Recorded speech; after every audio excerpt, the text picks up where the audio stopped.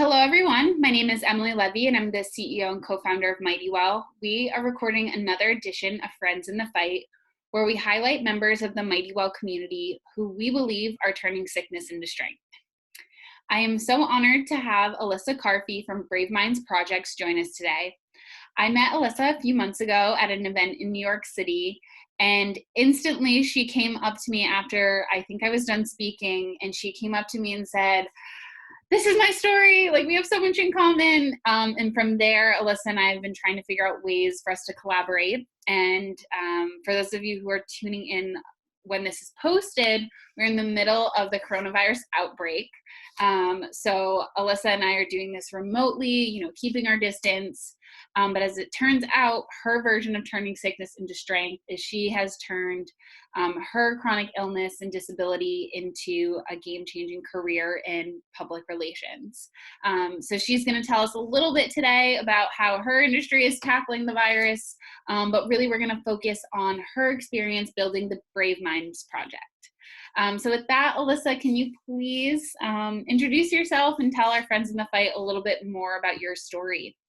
Sure. Thank you so much for having me. I'm so excited that we finally found a time to sync up. And we are both busy women in New York.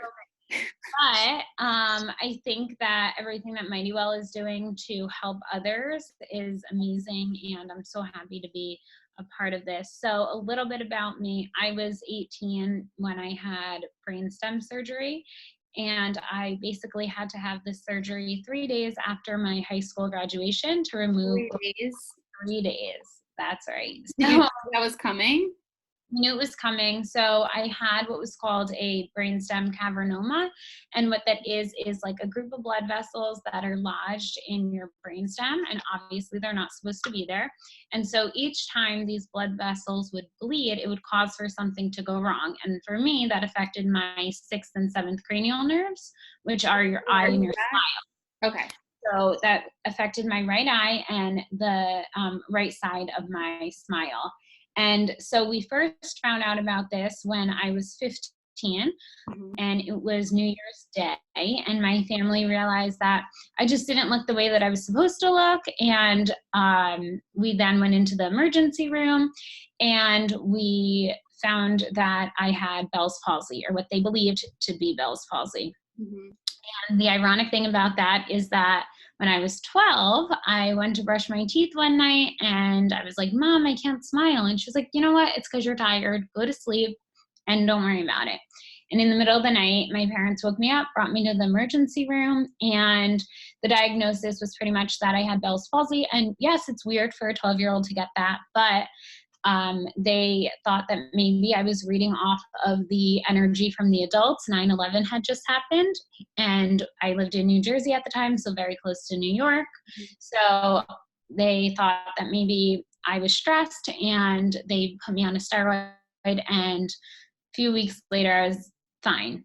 It was like nothing ever happened. So then fast forward, living my life, I'm 15 now, and I then was showing similar signs. The emergency room then said that I had Bell's palsy. When my pediatrician found this out, he instantly called my parents and were like, "There's no way. I need to see you in my office the next day." Was this the second time you had been told you had Bell's palsy? Yes. Wow. And so my pediatrician had us in the next day. So this is now 2 days after New Year's Eve. And he had all of these books laid out on his desk, and he was like, "They misdiagnosed you. It's the 6th and 7th nerve. You need an MRI now." And he was really the one. So lucky you had that kind of pediatrician. Wow, my goodness. So we went, had an MRI, CAT scan, did the whole thing, and that was when we found out that I had what was called a cavernoma.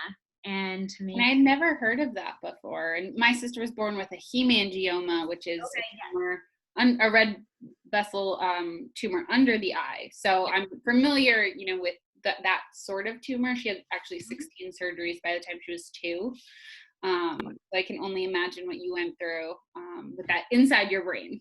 Right. And so, so we had monitored it, and some doctors said to remove it, some doctors said not to. And how big is it? So it was just a cluster, and it just sat in my brainstem. And so it would be fine in theory if it didn't bleed, but every time it would bleed, it caused something to go wrong. And what So would make it bleed? Like playing sports or?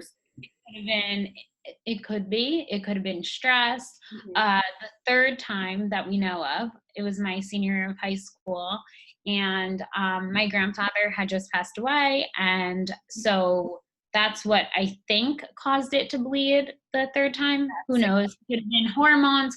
We don't know. But it was March, and it bled again, and my right eye actually turned in toward my nose. And that's how we knew, okay, that's not normal. We need to go get an MRI. So went into the emergency room, and they were like, okay, sure enough, it's bled again. And now we had to figure out what to do. So you have me on the edge of my seat. So here I am, a senior in high school. I was actually at track practice that day, and I just didn't feel right. And I thought that maybe it was just everything that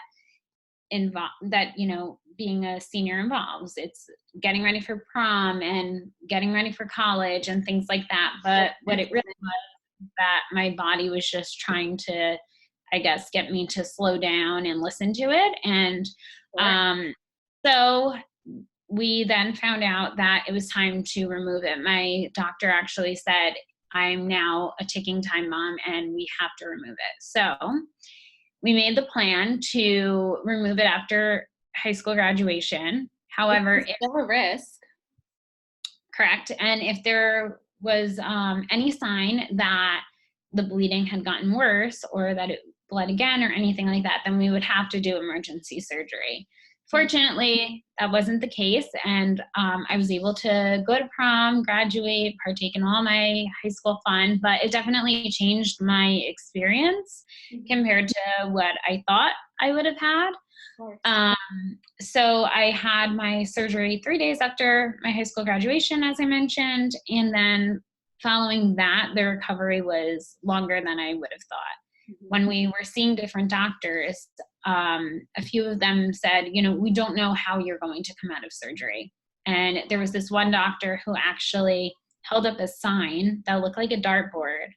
And he was like, this is the chance of you coming out, being able to breathe, being able to walk, having a breathing tube, a feeding tube. And we just it was an out of body experience. I don't think that that's something that when we 18-year-old is ready to talk about that. And I also think the doctor that we chose to go with, who did my surgery, he definitely didn't sugarcoat anything. He explained it to me the way that a doctor should explain something like this to a patient. And he was also very good at playing the doctor, the patient, and the parent. Well, his son had leukemia when he was younger. So my doctor was very good at playing the role of the patient, the parent, and the doctor. And he knew how to talk to an 18-year-old, which was so important. That is so rare. That is incredibly rare. So you have this surgery, how do you come out of it? So I came out of it very tired. After brain surgery, you're extremely tired. But what was that? No, I was not awake. No, I was not awake. So I woke up and I didn't realize that I was going to have as long of a recovery as I did. I had difficulty walking in the beginning and difficulty keeping food down. And they don't know if that was from the medication or the area that they had operated on. And so I then had to postpone college for a semester, which I was devastated about. But ultimately, it was the right decision. I got to. There's a beeping that keeps going off. Yeah. We can re-record that part. It's not a sound I recognize, but just want to make you aware. Yeah, I don't know why it's doing that. So hang on 1 second. Yeah, no worries. That's the beauty of, we were doing these on Facebook Live, and then too many of these little things started happening. Did you hear that? Yeah, it's the iMessage or whatever. So let me go to settings, sounds, where's sounds? All right, here we go. Oh my gosh. I don't even know where that thing is.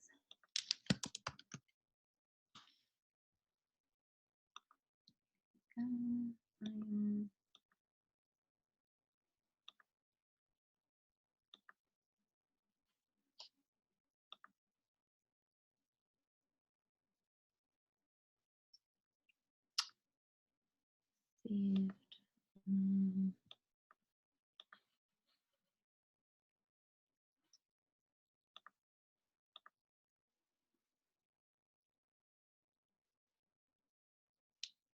Yeah, it's actually the, I don't even know how you turn the sound off.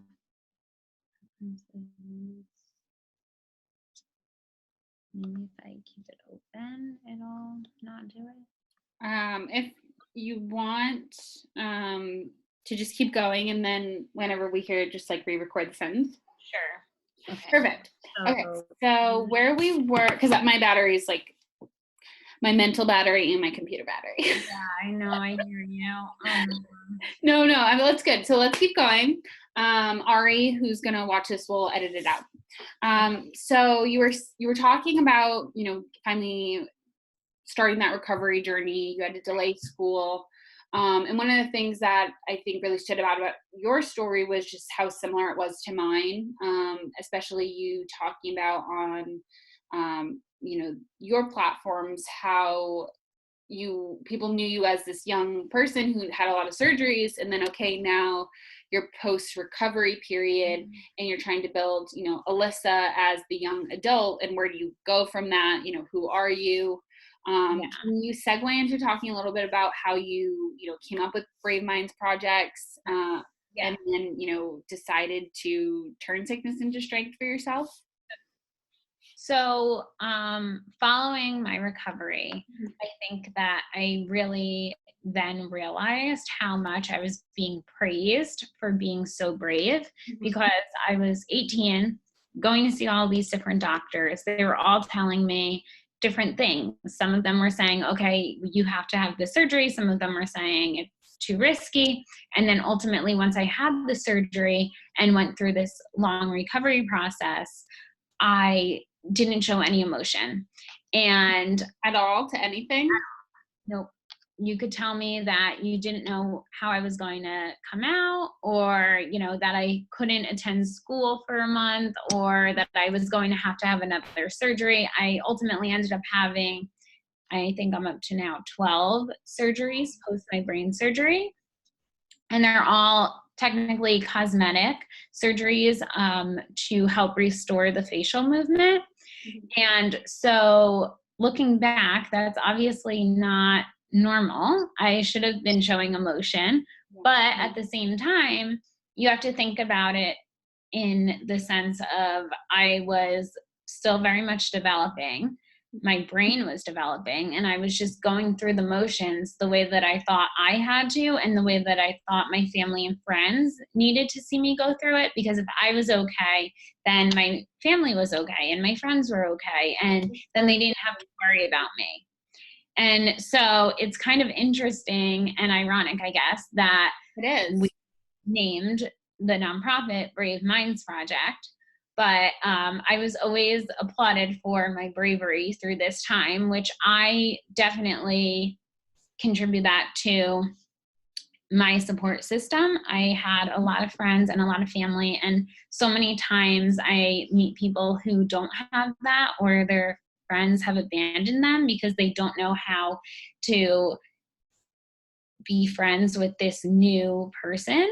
And that's something we hear over and over and over again, and we really try to, openly talk about, because you honestly, for better, for worse, a lot of people stop showing up because they just don't know how to communicate, I think, with people who, at one moment were healthy and now are very sick. And it's, sometimes it's visible in your case and sometimes it's not in my case. But either way, it's, they don't quite quote unquote know who you are anymore, and maybe they're not even recognizing that that's what they're doing. But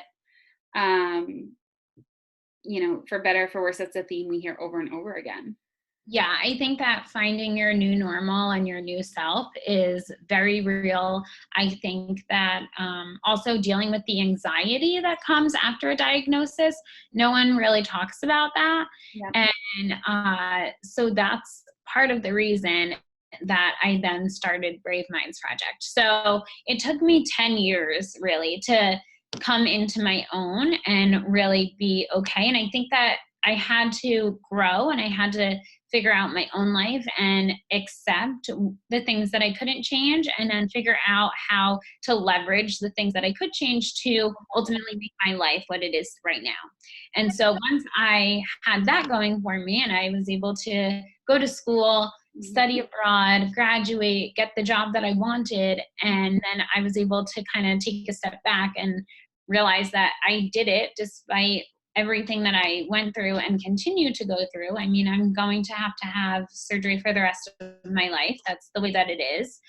But at the same time, that doesn't have to put limitations on my happiness or the things that I want to do. And so as I was coming up on my, what was that? It just makes me so happy because it's, you and I have been going back and forth for a while, but just to hear that I'm not alone in this thinking, and it's just literally warming my heart right now. And I think also we have kind of a platform now that years ago didn't even exist. Like absolutely 10 years ago wasn't possible.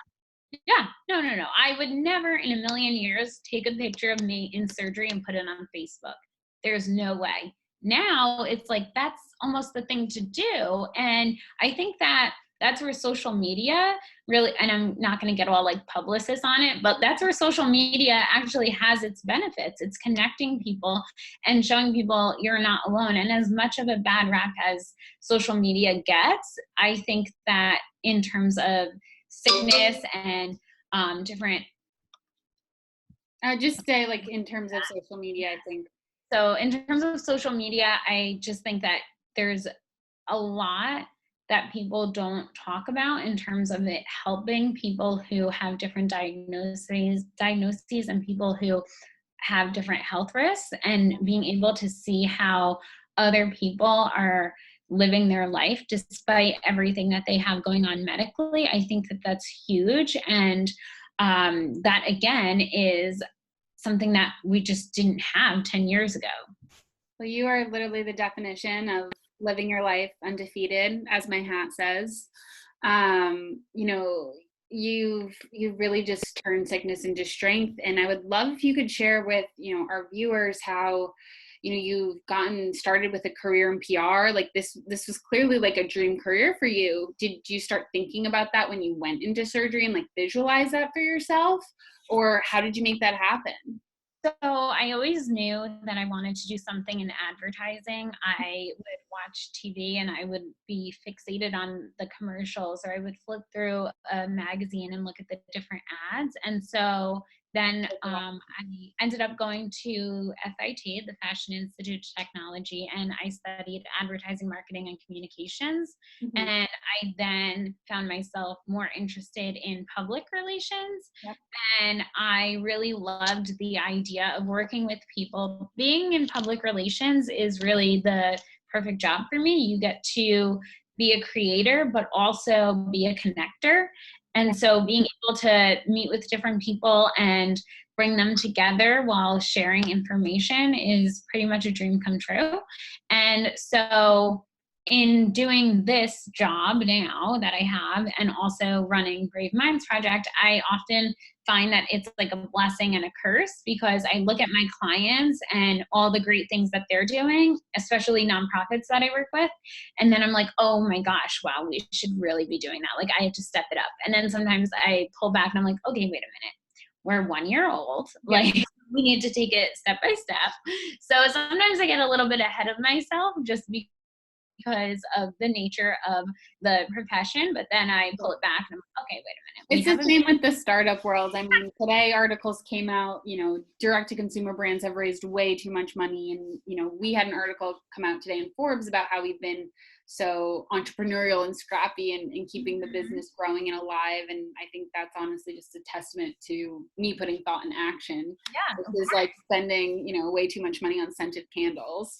So it's exactly that same thinking. And, media is changing now, and we're so grateful that we get to talk about these in like an open and honest way. But it can definitely have, FOMO when you see, these huge billboards or subway ads and you're like, wow, how did they get there? Or I'm sure you working with these clients, like it's hard to remember sometimes they're probably dealing with multi-million-dollar budgets if they have a PR team. To work with a PR team, you have to, be able to back that up funding wise. So, it's so hard to keep things in perspective, and especially keeping your chronic illness in check sometimes, I think, as well, is just a conversation that I'm glad Brave Minds is having in platforms like Mighty Well as well. So I'd love if you could share, kind of as our last area of topics, how, is the PR industry, dealing, one, I think with this COVID-19 outbreak, but then, what are you seeing as well, the media shifting conversation for people with chronic illness and disabilities? Okay, so two parts. Two parts. That's not my favorite part, because I always have like so many things going on at once.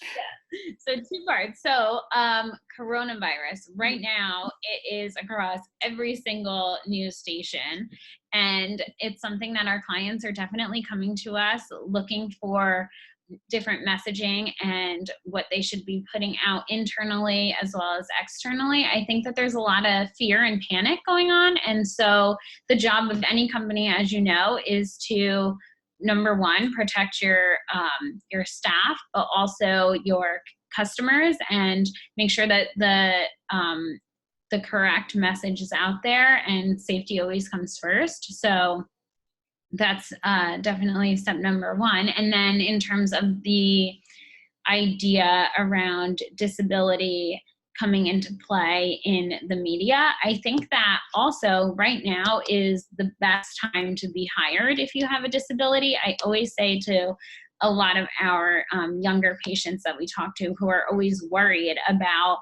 going into a job interview, and I oftentimes tell them that for many years, I was the only woman at the table, the youngest person at the table, and the only one with a visible disability. And while I don't like to high five to that, because that was me too, when people could see my PIC line. I mean, now my port is hidden, but check, and check. This is why we're both connected. And I think that that's a conversation that people have to have, but at the same time, diversity and inclusion as well as disability is at the top of every company's agenda. And so we're only going to continue to see that. And so I think that people coming into the workforce now have, I don't want to say that they have a leg up, but they certainly shouldn't have to feel like they have to hide their disability. Yeah. And I think that having a disability sometimes gives us an advantage, and you can probably relate to this, but I feel like I really have to focus on my job, right? Because I look at the people next to me and I'm like, well, they can do it without having XYZ wrong with them. Yeah. So it forces you to focus and really do the job that you have to do, so that you can then move on and take care of everything else in your life that you have to take care of. I try to explain this to so many people. It's like, I may not be able to do things from 9 to 5, but chances are I'll get them done better in a shorter period of time, because I have to focus, because, tomorrow there could be an autoimmune flare up, or, a doctor's appointment or whatever. So I'm so glad that you can share that theme with our community. And lastly, how can people get involved with Brave Minds Project? And do you have any, exciting events coming up? I didn't even realize, until I met you, I have neurological Lyme disease, which means I was diagnosed through a PET scan showing that abnormalities in my left frontal lobe. I never even considered that to be, a brain disorder or disability. I just considered it to be, you know, a part of what I was going through. So I want to first thank you for illuminating, you know, brain disabilities and traumas and abnormalities are really a spectrum. Yes. And I would love if you could just share with our community how, if that fits their description, how they can get involved. It's 100% a spectrum. I've met people who have had the exact same surgery that I've had, and it truly is a spectrum because we can go into the same surgery and come out completely differently. And that has nothing to do with the doctor. It's our bodies and our brain, and the brain is so complex. So for people looking to get involved, when we started out on this journey of Brave Minds Project, I really wanted to help what I believe to be the forgotten demographic, and that's patients between the ages of 10 and 29. And that's a time when your hormones are changing, your life is changing, and you're trying to figure out who you are, what you want to do in life, and then you find out you have something wrong with your brain. And then we took it a step further, and we realized that this happens to people who are younger and people who are older as well. So while we focus on this one demographic, we will never turn anyone away. And something that also differentiates Brave Minds Project is that we aim to help siblings as well. I have a younger brother. He's only 3 years younger than me, but when I was 18 and in the hospital, he was 15, and he was being shuffled around from family and friends and neighbors. Too. And don't forget about the siblings. Yes. So we also have what we call courage kits, and it's a box, and it's filled with a lot of cool stuff, and it's age appropriate because that was something that was also very important to me when I was 15 and in the hospital. It was my birthday, and a doctor came in with a clown, and the clown gave me a teddy bear. And while that's really cute, I was 15. That's not really age appropriate.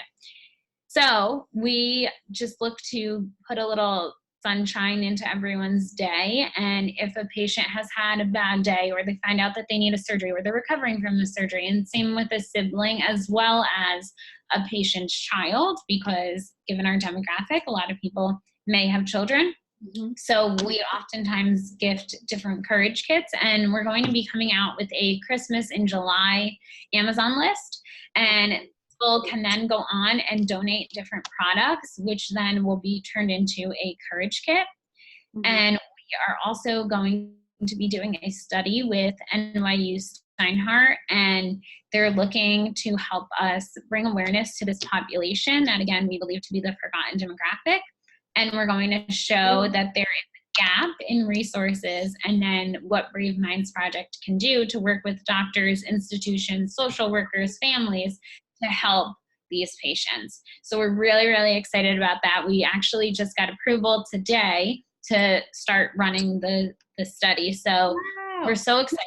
Yeah, and I really think that that's going to help to shine a light on how others can help. Again, I mean, as you know, like we were going through things at a time that it maybe wasn't talked about. And I just, that now, even the work that you guys are doing, like this is huge to be able to help others, but then also show people that they're not alone. That's just amazing. Thank you so much. I feel like my chronic illness has been a blessing in disguise. You know, it's certainly not easy, but if anything, you know, it's made me focused. It's made me find a purpose young in life, and it has allowed me to meet incredible people like you and those behind the Brave Minds Project.